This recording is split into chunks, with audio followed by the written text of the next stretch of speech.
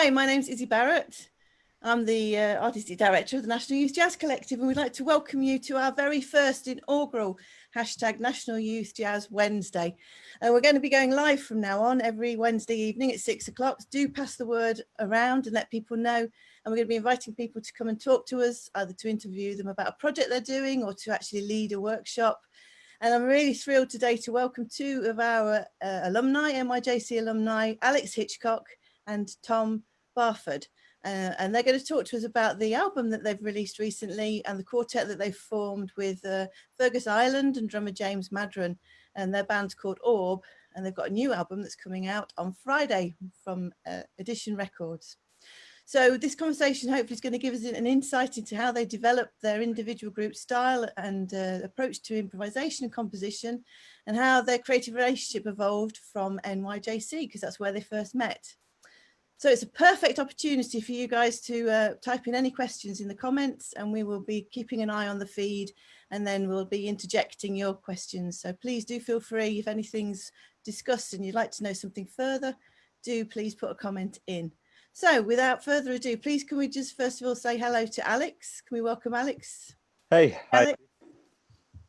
Lovely to see you. And also Tom. Hello. Hello, Tom. Lovely to see you.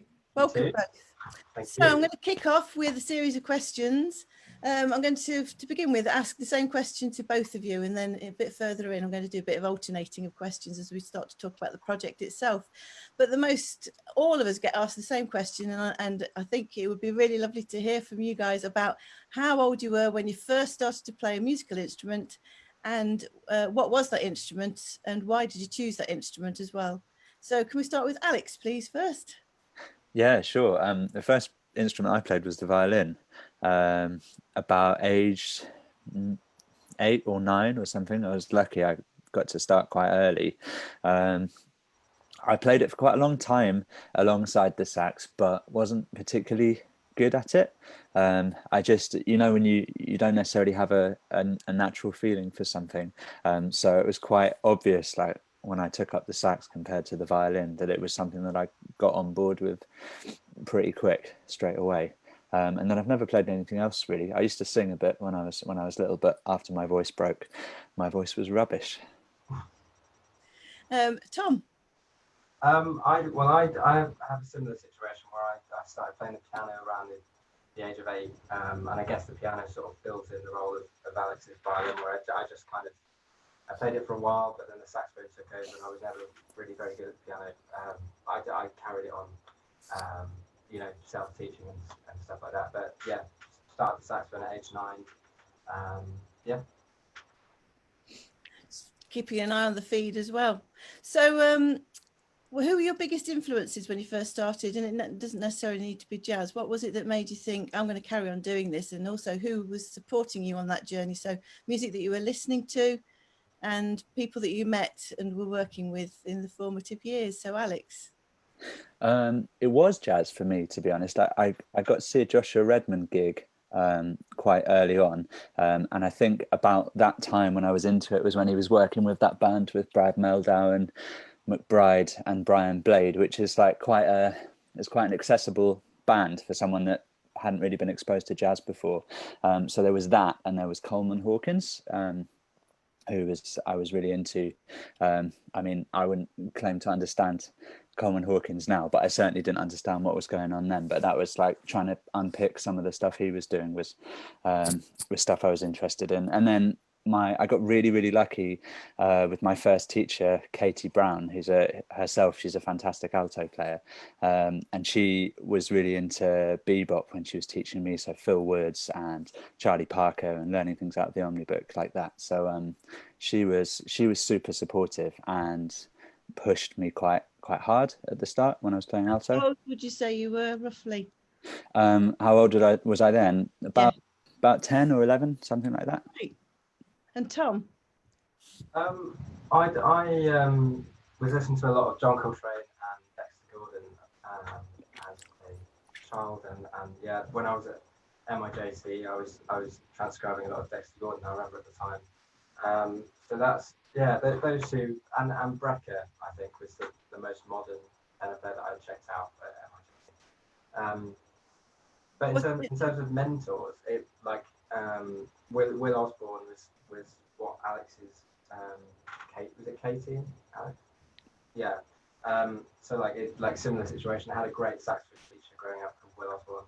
He took me through it, recommended NYJC. So he was a big mentor, and then lots of mentors at NYJC. Also joined the junior academy and had Gareth the Crane every Saturday. So that like there was a big mixture of mentors and influences at that time. Yeah. And when you both talk about the musicians that you were really into at the time, and you know that sort of turned you on to wanting to learn and made you hungry and excited for the music, what was it about those particular players? Maybe Alex, if you could maybe talk about first of all the artists that you talked about. Why? What was it about their music? It's a good question. I suppose with someone like Coleman Hawkins, it's sound, and if you're just getting into playing the sax, and that sound is such a like developed and technically advanced sound, you're kind of asking, how can I possibly get from the sound I'm making to a sound like that, I suppose. So there was like a kind of fascination with that, I guess. And then like taking someone like Redman, I guess there was just the sort of live aspect of that, and some of those albums like the Village Vanguard album that was just so immediate and exciting. And I think he's always been someone that's like has a very immediate connection to his audience when he's playing. So kind of different aspects for both of them, I guess. And do you find that you're still following both those artists? Yeah, I hope so. I certainly think like my tenor sound is maybe like less upfront than it could be, or less direct, which sometimes is a problem. But I think that kind of that aspect of things probably for me came from listening to him. And then I suppose in ways that you realize you get older that you were influenced by people, but Redman certainly in the way he like kind of addresses the audience with his playing, and the way he's super quick to pick up on anything else that the rest of the band is doing, which obviously lots of people do, but not all horn players do as well as he does, I don't think. Great. And Tom, what was it about the artists that you described? Similar answers really, like sound. I mean, one of the main things that's always stuck out for me is just sheer ability to create melodies, and Dexter Gordon was like king at phrasing such beautiful melodies with a great sound, really laid back feel. Coltrane, exactly the same. Like I mean, you could say that of so many great saxophone players, but those two in particular at the time really stuck out to me. And I'd say to this day, sort of Coltrane it's probably my biggest influence in terms of like sound and like like I think of him like when I play in the palm keys and stuff like that. So he's definitely been a big influence in sound as well. So I mean, in terms of record, like really individual sound and melody, but like as a teenager that really appeals, you know, the sort of testosterone filled, you know, wanting to really like hear how the instrument sounds played fast, you know.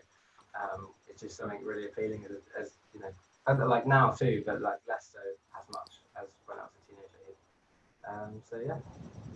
It's, the two seem inextricably linked, that you can't separate the sound and the ideas, that the two of them are together. And I'm wondering now, as you're both, you know, in the early parts of your career, but you're very much established now as jazz musicians, and I'm wondering, is that sound that have you finished your journey of finding sound, or is it an ongoing thing that everyone always keeps searching out? So Tom, maybe this time start first of all. Well, I think for me, I think I'm always going to want to work on my sound, to be honest. And every person I've had a lesson with that I really respect has always said that they're constantly working on their sound. It's something that they start their practice with, not only to warm up, but to get closer to that sound in your head that you want to achieve, which ultimately comes from just a melting pot of all the different influences that you listen to. And yeah, I still work on my sound, and I think I will for a long time. And Alex? Yeah, I think it's definitely an ongoing process, and I think there's a couple of things, one of which is you're always trying to get closer to the sound that you hear in your head, and I don't really know what it's like for other people, but I don't know how many people are playing with a sound that's exactly the sound that they imagine they want to achieve. And then also I think part of your job is kind of to be receptive to what else is going on and how other people are playing, and it just seems like you have access to so many different people that have completely different nuances in their sound and articulations as well. So I suppose there's the one, on the one hand you're trying to get closer to your own thing, and on the other hand you're inevitably kind of soaking up all this other stuff as it comes from other people as well as you go on. I think that accumulation is part of life, isn't it? That we're all accumulating. We've all got antennae on all the time, and then we make it our own. Yeah.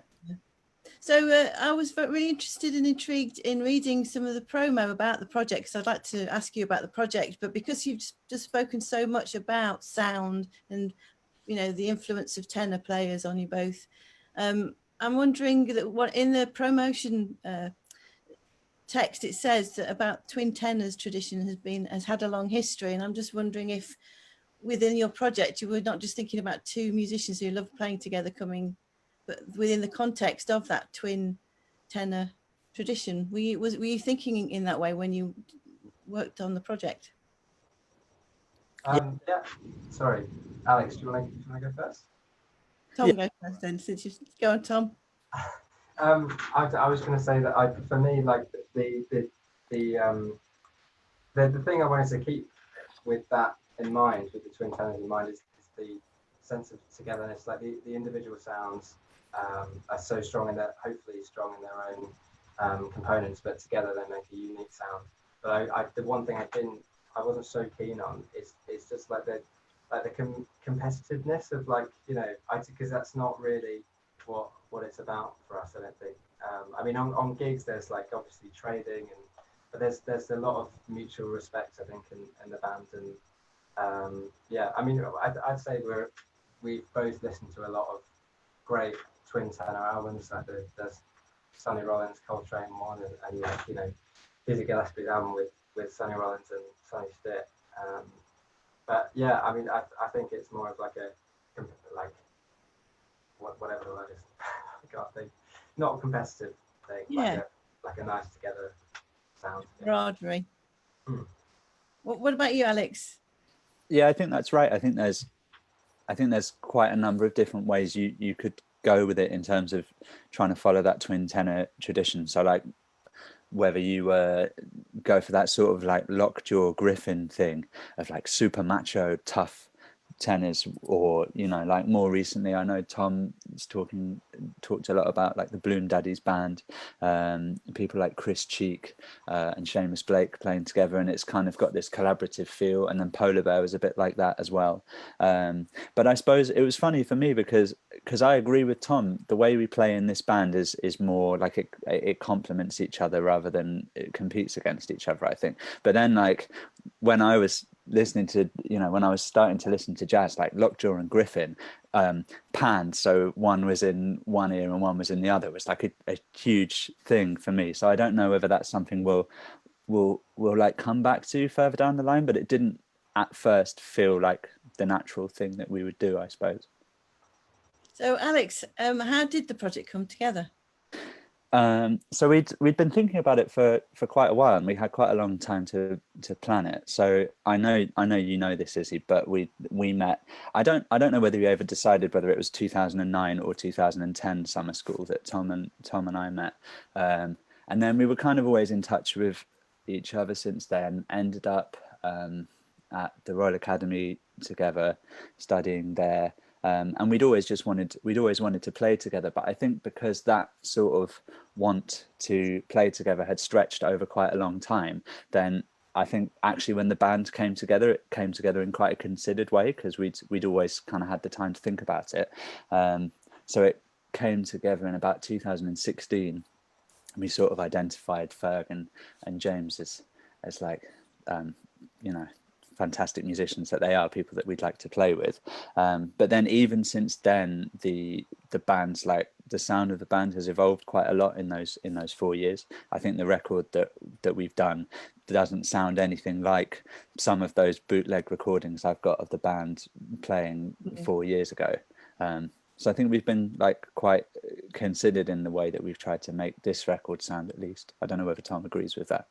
I'm wondering also when Tom talks about the project, you might give us a bit of an insight into how you did go about choosing Fergus and James as well. That'd be really lovely. What was it, and what was the circumstances, and what was the conversation between the two of you to say those are the two that we want to work with? Yeah, okay. So for me, like James and Ferg had played a lot together. That's really important, I think. They knew each other's playing really well. They knew how to push each other, so it was really fun from the get-go to just like jump in on their wavelength and try and keep up with them. I remember having a conversation with Alex at the academy about who we should try and ask to make a band, because yeah, I think the thought of me and Alex playing together came first, if I'm not mistaken, and then Alex was like, oh, well, who would you ask if you were just like asking anyone, and it didn't matter who you asked. And because I was like a student, I was a bit younger, and like I was a student at academy, and like I was still a bit nervous, and I was like, well, if it didn't matter, I just asked James Madron. I remember saying that, and Alex was like, why don't you just ask James Madron? And I was like, yeah, great, okay. So like I a couple of weeks later went along to the Vortex jam downstairs when it was happening, and yeah, I played a tune with James Madron and asked if he'd be interested in having a play with us, and then we also spoke about how we loved Ferg's playing as well. So yeah, and at the time, I guess it was kind of like trialing it out, but it did just work first time, and it felt really great. So yeah, that's how that came about. I know at this point, with a lot of the youngsters that we work with hearing, established and accomplished musicians talking about a new project and having the idea of who they want to play with, fills them with sort of a slight horror and how am I ever going to get to that stage? And I was wondering if you've got sort of some initial sort of advice to give them about the actual, with the shoe on the other foot, you as somebody that might, I'm sure, have been approached several times by other people wanting to be in their projects, and what advice would you give to somebody about just going for it and asking somebody? Maybe Tom first. Yeah, I've thought about that quite a bit, and I always just like to think about it like what really helped me in that situation when I was younger, just thinking like, well, if I was a bit more established and older, then would I mind if I got asked to play with someone? And of course I would never mind. Like I love to play music, and like I'd love to make music whoever you are, So and I think that's the attitude of a lot of people. And like, what's the worst that can happen? They're too busy. They're like, fine, ask someone else.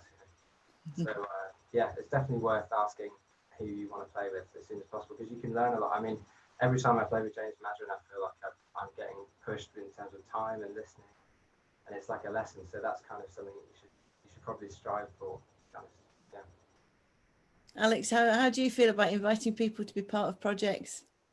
I suppose that the most positive advice you could really give someone at that point is kind of with the caveat that you want to be respectful of people's time, and you don't want to be asking too much, and you don't want to be asking them to travel for miles to do a rehearsal with you or something. Life's too short not to like try people and ask them, and as Tom says, you've got to have a vague amount of confidence in the idea that everyone in the scene is kind of lovely, so even if they're going to say no, they're going to say no in a nice way. I think you've just got to be quite upfront about it, and I think there's things that you can do to make yourself feel better about it. So if you're asking a musician that you really respect to come and play your music, do things like have the charts really clear, have the charts printed out in time for rehearsal, maybe even send the charts ahead of time, that kind of thing. So if you can be happy enough in yourself that you're making it easy and like pleasurable for other musicians to play with you, just from a even an organizational point of view, then I think you can have the confidence that people can see that you're treating them with respect and you know, and I think that's going to make them respond well. I remember, so when I was in my early 20s, my very first big band, which I'd been encouraged to put together by different musicians that I'd worked with, doing arrangements, and they all said, oh, you know, it's definitely time to get your own band together. And that was, my knees were knocking on several occasions there, but a lot of people pitched together and recommended. But I can remember the first rehearsal, and halfway through it in the break, one of the musicians coming up to me and saying, Izzy, we want to make your music sound as good as we possibly can. So your nerves and your shyness is getting in the way, and we're with you, and we want to make it come to life. So you don't need, you know, it would do us a favor if you could find a way of letting go of that shyness and that nervousness, because we're really excited and we want to be part of this project. And I agree with you both. So the scene is incredibly generous, and if someone sees that there's good integrity and intent and something new, and, you know, even a bit of a mystery to it, how might this come and turn out? It's a really exciting thing to do. So we're now moving on to the project itself, talking of exciting, having heard some of the tracks, and I was really intrigued by some of the titles, and in a way that made me chuckle. I love the fact that the first track is called Not Jazz. So Tom, might you explain to us what that title is all about? Yeah, so yeah, that's a funny one. We've had lots of discussions with the creator of Edition Records about how jazz can be perceived in different ways. Like the word jazz has so many connotations, as we all know, especially with people who don't listen to music. So who don't listen to jazz music, because it's kind of there's a lot of people that think that it sounds, you know, from the 1920s to like 50s, and they think that's what they're going to get if they go to a jazz gig. So the fact we call it not jazz, just it's kind of like an intriguing thing, and I mean, we do have so many different influences that don't necessarily come from jazz as well. So I feel like it's kind of important to represent that. But that tune in particularly was written by Alex, so I'm going to have to hand over to Alex on that one. As Alex, as we hand over to you, could I also hook on to the question about how old the piece is, and if you've already played it to many audiences, and if the audience ever come up and ask you about it in the break? Good question. Okay, well, just to finish off that thing on the title, I guess it was kind of a bit of a half-formed thought, but certainly during the writing of the album, we'd had a lot of these conversations about how to frame the music, what audience to find the music, and it kind of just struck me that there's a lot of competing tensions that influence the way that you write and that you perform and the way that you frame releases that you put out. So I would think of myself, I'd like to think of myself as a jazz musician, and I want to play music in that tradition because there's an incredible amount of work and sacrifice and struggle behind that tradition. So I would always consider the music that I play as jazz, and I'd want to reach that jazz audience as far as possible. And then there's this kind of nagging doubt at the back of your mind, like, well, what I'm doing, how useful is it to people, you know, what kind of reach is it going to have? And then there seems to be like a way that you can achieve that by stepping away from the jazz branding, which is something that I'm just not sure I'm totally happy with. So it was kind of tongue-in-cheek, really. To be honest with you, and it was kind of gratifying to see like Not Jazz get on some of the jazz playlists and stuff. So Tom, we've got a number of tunes on I think we've got 8 tunes on the album. How did you go about choosing which tunes were going to be on the album? Well, I mean, those tunes in particular were written for the album. So the compositional process varied from us writing individually, but also we recorded a lot of music together of us improvising. We then recorded that, went away separately, and made tunes out of that, out of those recordings. So yeah, we decided to write 4 tunes each for the album, and due to like everyone being so busy, we had a rehearsal the day before the album, and then we recorded it and rehearsed it in the studio James Masham was very giving in the fact that he gave so many different compositional ideas. You know, whilst we were recording it, we'd try something and then he'd make an observation, and we'd try it a different way. And there was lots of sort of bouncing around ideas and spontaneity in the whole process. But in terms of writing it, yeah, we wrote those tunes specifically for the album.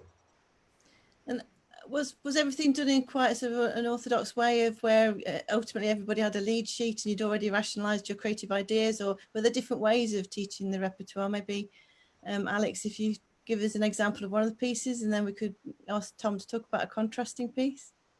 Yeah, that's a good point. I suppose something like we've got a tune called Iceman, and I guess it might quite appeal to the sort of way that I know NYJC does a lot of teaching, in that it wasn't originally on the page when Tom and I came up with it. It was something that came out of improvisation, and then there's a repeated figure that one of the saxes is holding, and I think I was doing that in the kitchen, and Tom was trying different melodies over, and then we listened back to the recording and working out which worked. And then when you then there was a certain amount of jotting that down on paper just to keep track of the ideas. But to take someone like Ferg as an example, the reason we wanted to work with Ferg is because he's so kind of virtuosic as a bass player. And I think for a band with no harmony, you want a bass player that can kind of outline all sorts of different harmonies. So when you then take that fragment of the idea to Ferg, he's able to add his own bass line to it, so it's proper kind of collaborative writing. And then maybe you might then go back to paper, put it again on paper to kind of remind yourself, but it's being developed and kind of chucked back and forward between the musicians in that way. It's very collaborative, sort of layer upon layer. At the end of the day, you can't quite remember where one thing starts and the next thing's evolved. Yeah, I would agree with that, in the sense that I took credit for writing that tune, but how fair is that, really? Who knows? That wasn't me having a subtle dig, by the way. I was excited and celebrating that. That's for me what this music's all about, is that it's a catalyst, and then that catalyst really triggers something that becomes its own entity. And so, Tom, might there be a contrasting piece to that might have been approached in a slightly different way? Yeah. Well, there's many instances where the process that Alex just mentioned happened with many of the pieces. I think one of Alex's tunes, Calvados, we recorded a certain way, and then we realised we wanted a like a backbeat of some sort for the outro, and there was lots of input from the engineer, Alex Kilpatrick, an absolutely amazing engineer and mixing artist, who I think it was Alex's idea, where he said, we were like, oh, it just doesn't feel big enough, like the beat doesn't feel big enough. So he was like, oh, how about we just we'll record the drums double speed for the outro, and then we'll slow it down so that the pitch of it also goes down an octave, and then we'll record some more drums at the normal speed over the top of that. So we had that, and then we were like, okay, now let's like, what could we do with the bass? We'll distort the bass and put it up an octave. Is that what we did, Alex? I think. Yep. So yeah, there was lots of that sort of post-production thing happening in the studio at the same time, which had a massive effect on the compositions in terms of synths and sounds and pedal effects and things as well. So that was all quite fun to get involved in. Yeah. So that follows nicely onto the other question, which is a question I'm asking myself all the time as a musician, as a composer and a player, and I love talking to other musicians who compose and improvise at the same time, because it's a spectrum that we're all on. And I'm wondering, how much does the composition inform your improvising, and how much does your improvising inform your composing? And I think we've kind of, the second question we've touched on already, because of the way that you were generating the pieces. So maybe we start with the actual composition itself, and if there's a piece that maybe the two of you individually hadn't known that well, weren't so involved, maybe this doesn't even exist, you weren't so involved in the creation of it, and so when it came time to improvise, that there was this sudden, oh, do I take my pre-existing language in with me, or do I do something else? I think that's the angle that I'm interested in, So Tom.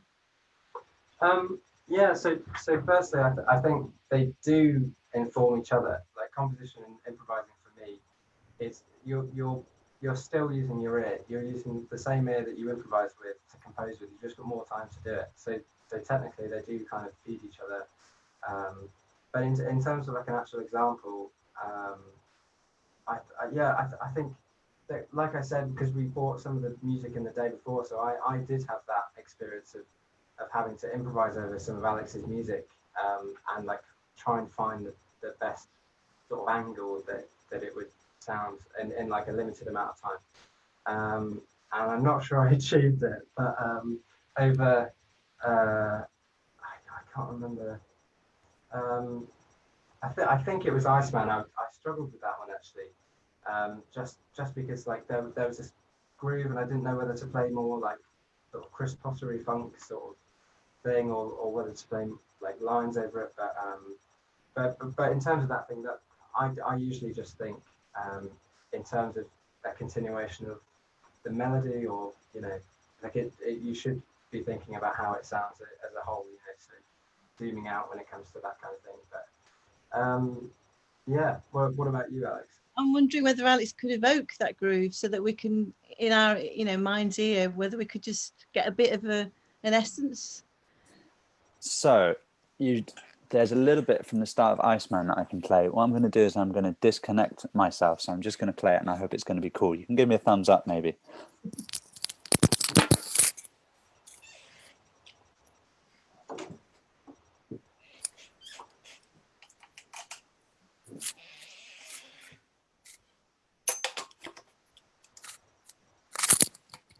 Am I right to play, Izzy? Yeah, go for it. There's the kind of sax intro to the start of Iceman that goes like this.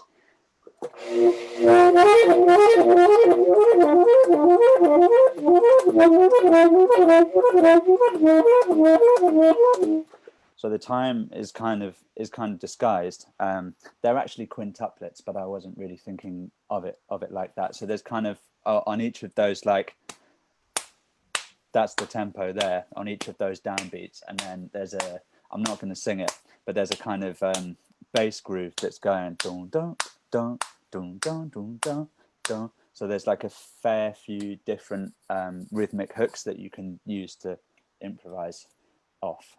For what it's worth, I think Tom improvises off them incredibly well.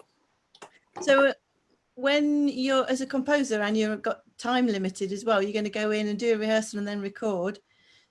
Do you think, on behalf of the improviser that you're going to ask to improvise, do you do anything to let them in on all the secrets of the composition, or do you just let them run free? It's a really good question. I mean, I guess I've done both and I've experienced both, and you get different results. I mean, obviously, if someone wants specific kind of, oh, what were you thinking in terms of the harmony here, then you might have something to say that would be helpful. But a lot of the time you're playing with people, or you've booked people that you just want them to play what they would play and what they would hear, because that's why you want to play with them, right? And you kind of hope the same of when people ask you to play their music. Sometimes it's nice not to ask them too many questions and just try and make it sound as good as you can. Depending on the context. And I think, just going back round to your original question, I think composing yourself, I wouldn't claim to be much of a composer myself, but one area that it really has helped me is just thinking about structure and thinking about how your solo or your bit that you contribute to maybe a collective bit of improvisation is going to help get from one section to the next, and whether, like, someone like, do you guys know Maria Chiara Aguirre? She's a piano player. Like, someone like her music is so melodic and beautiful in that way that you might want to play something that was more restrained, whereas someone like, I'm thinking Joe Downard or Matt Ridley, interesting that both bass players, but like it's a bit more frenetic and you'd want to be all over the harmony and outlining everything. And I think just gaining a little bit of empathy into the way that they've written their tunes through writing your own has been really helpful. So if I sat in on the band, would I be given lead sheets, or would there be sort of things that everybody already had internalized that we'd have to spend a bit of time you teaching stuff to me? I think with my music, I think you'd be able to play it straight away. But with Alex's, I always find there's like a lot of like really interesting rhythmic things that happen, and that I can't necessarily just play it straight away. So like it is helpful sometimes to have that sort of baseline sung, or like, you know, but we had a great rhythm teacher at the academy called Barrett Small, who always talks about being really clear with bass lines in terms of saying like taka, so you go taka taka taka, and you're saying every subdivision. So like things like that help. But we do have lead sheets for everything, so technically I'm sure you could sit in tomorrow. Right, I'll get my Barry and I'll see you shortly. Yeah, let's do it. Album number 2. Did you do them in single takes? I mean, obviously, I'm not wanting to do in this conversation is shine a light on anyone's imperfections. I'm trying to evoke the process, because I know a lot of the younger musicians we work with, they've never really been into a recording studio or seen the process, and it's really nice for them just to get a bit of insight and a sense of sort of empathy. So I'm wondering, you know, about this thing of copious number of takes and editing stuff together, or keeping the imperfections, because, you know, the imperfections are part of the danger as well, and if the vibe's great. So did you develop a philosophy between the two of you when you were recording the album? I think it's good to, you're exactly right. I think it's great to keep that element of risk, and because that's super interesting to listen to, but also shows that you're human. You know, no one wants to listen to something that's perfect. I don't think they want to hear you struggle at times and soar over things. So there is that in the back of your mind, thinking, you know, I shouldn't be selfish. You know, I shouldn't just like rule out that take just because I didn't like my solo in it. You know, but at the same time, there are things that, you know, like because we're human, we do mess up quite a lot, and I messed up quite a few times, especially considering we've only just seen the music. So yeah, I think like it's good to have that in mind, but not to put any pressure on yourself, because in that situation, I think it's best to have like a really encouraging environment. And we didn't record everything in like one take. There was a few things, but like mostly everything we overdubbed things, and, you know, added on sections, and which is just all part of the fun. But it's my main bit of advice with that would just be to get out of your own head and try and like think about the bigger picture for the sound as a band. Yeah. Well, with that in mind, Alex, I'm wondering, did you actually discover something about your own playing, giving yourself the space to listen back to things? Was there anything about your playing that you suddenly thought, I hadn't really noticed that in myself, and I think that's pretty okay, I'm going to keep that in there, I like that? Yes, absolutely. I think that's a good question. I think in contrast to Tom, if I'm improvising, I think I make quite a lot of mistakes. So I think if I wasn't to like accept those imperfections, then I think I'd be fighting a losing battle from the start of the recording. So I think Tom's right. Absolutely, like no one wants to hear something that's perfect. Although it's easy for Tom to say that because he plays so great all the time. I think I think there was something about having only got the music together with the full band very shortly before the recording that puts you slightly outside of your comfort zone and possibly into a slightly more creative space.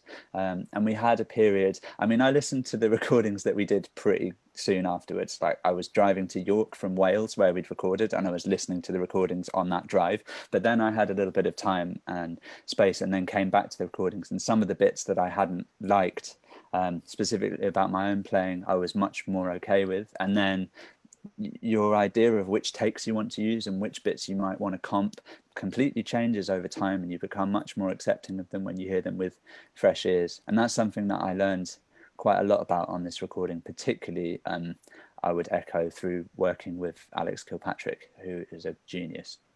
Oh, brilliant. Yeah, well, that's another important part of the mix, isn't it, as well? It's not just about the musicians in the room, but it's about the rest of the team. Well, and that's especially for recording an album, that's a fundamental role. And did you find that you were getting to know them as if they were a fifth member of the band, and that was influencing the way that you did things? Maybe Tom, first of all. Yeah, massively. Because we kind of wanted to go into this experimenting with synths and different sounds for the first time.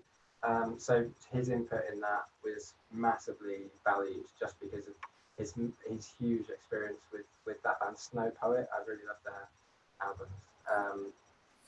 Yeah, like hugely he had a massive influence, and I think even a couple of times musically, like if we asked, he'd give his opinion on what he thought had a better flow, and because he's a great musician as well. So yeah, that has a massive impact. I think if he was negative, then yeah, it would have felt completely different. But he's great. Yeah, I can't recommend him enough.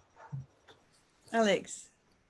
Well, he kind of produced a lot of the recording to a certain extent, I think. And I know you're right, Tom, that James was doing that from the drum chair as well. He was giving all sorts of like really useful advice. But definitely, I think when someone in that position is so skilled at operating the platform, whatever it is, Logic, Pro Tools, like one of those, when you've achieved that level of skill in it, you can really start to make changes that affect the music, possibly quite subtly, but in quite a deep way. And I think that album definitely sounds different than it would have done for having had Alex both recording and mixing it, certainly. So yeah, I think to that extent he was the fifth member of the band. It was interesting hearing you both say about sort of imperfections and risk taking, and the other word that's often used is rescue. And I've done a lot of working with audience members and promoters, as well as setting up from scratch assessment criteria for conservatoires. And that, for me, that was where the biggest tension lay, because the audience, that's what excites them about going to a jazz gig. They want to see the overstretching and the taking of the risks and the rescue. That the imperfection is a mark of pushing yourself to the extreme, and how are you going to that excitement. And it was very difficult to get those words included in a marking criteria, because it was seen as subjective, and that it would be very difficult to fight the corner if a student complained about their assessment. And that was the biggest sort of tension in the first couple of years of setting a course, of showing how important and fundamental it was to the music and the music making. And also with that risk taking, it's a true sign of trust, because you'll only risk take to that level if you trust the rest of the band, and also if you can be bothered, if the band excites you enough. If you're just sort of coasting, or do the gig and go home. But if you're pushing yourself. So I'm so excited by the album, and I'm really thrilled that you're releasing it on Friday, and that we've had this opportunity to talk about it so close to the release date. And I'm wondering, how are you both feeling about Friday? So maybe Tom first. I'm feeling excited about it. Yeah, it's kind of snuck up on me a little bit just because of the whole lockdown thing. It's sort of been at the back of my mind. But I'm super excited to get it out there and for people to hear it. And yeah, no, we got the first few CDs as well a couple of weeks ago, so that was a really nice moment. Yeah, I'm just looking forward to playing with the band again and being on tour, basically. Yeah. Do either of you happen to have a copy to hand, so that you could maybe hold it up for us to see? I can go and get one within a few seconds. Okay, right. And what's next for the band? Well, we were supposed to have our album launch a couple of weeks ago, so that'll be postponed, and we are planning a tour for the back end of this year. I think the next gig we've got on the diary that isn't cancelled is going to be NQ Jazz in October in Manchester. Oh, great! Yeah, and I think we've got like a little Nottingham library tour in next February, and yeah, there's just lots of little. We've got a gig in Romania, haven't we, Alex? Is that the gig? I think that's going to get postponed till. Yeah. It's good to hear that the gigs are being postponed rather than cancelled. I think that is what most promoters are trying to do, isn't it? They don't want to sever the creative process and the sharing it with the audience. They're just putting it on hold. So I'm really pleased to hear that. And may we see the album? Yeah, there it is. Oh, there's a load of reflection from my computer. If I tilt it. How did you design the album, Alex? What was the artwork? So it is a company called Split design company that are based in Yorkshire that Edition has worked with for a lot of their albums, a lot if not all, which so they've kind of got a visual consistency between what they're putting out. And if you want me to go into more depth, I can. Basically, we were kind of working on this Venn diagram terminology. So you've got the union of A and B, which is, I guess, maybe your two tenors or two elements in the band. That's the union of the whole Venn diagram space is everything in it, but you still preserve the individual personalities as well. So Ollie Bentley at Split stenciled out the pieces for the album cover and then pressed them on this like manual press up in Yorkshire and then transferred that to digital photos. But if I can do, it's a very well-meaning plug because Ollie at Split is, he has some charity prints of the album artwork cover that people might want to check out. Great. How do we find those? Can we maybe put them on our website or? That would be incredibly kind of you. Yeah, we can put them on the post as well, and we'll tweet with them. And we've had two questions come in. We've had one question is, why did you decide to do jazz at the Academy? So maybe Tom, why did you go to the Academy? Yeah, well, it's a very good question. Because a lot of the colleges have a lot of the same teachers, you know, like they're all great. And yeah, for me the main thing was that Nick Smart felt really like it seemed that he really cared about what the students wanted. So he'd constantly ask who they wanted for masterclasses, how can we make the course better. So it felt like it was a conversation, but also the main thing is that it's got Pete Churchill as well. I don't think any other college has Pete Churchill for composition, that is. So we had a composition lesson every week for 4 years with Pete Churchill, which was incredible. So if you're interested in that, which I'm sure if you're a jazz musician and improvising, you want to have your own band, that really informs everything. So yeah, that sort of pushed me towards the Academy. And I think now, again, having looked at the scene for the last 20 years, I've seen a big shift from playing sort of standards and now to playing original material. And there's a huge percentage of the projects now that people are involved in that involve original composition. So you're right, it's part of that spectrum, isn't it? Improvising and composition. There was a part 2 to that question, which I'll hand over to Alex. What was the first project you did after leaving the Academy? Wow, that's really tough. The first project I did, okay, well, I left in 2016, and I've played in a few people's bands since then. And maybe this kind of self-directed project was the first one, and then I had a quintet, which we still play with when I was coming out of Academy as well.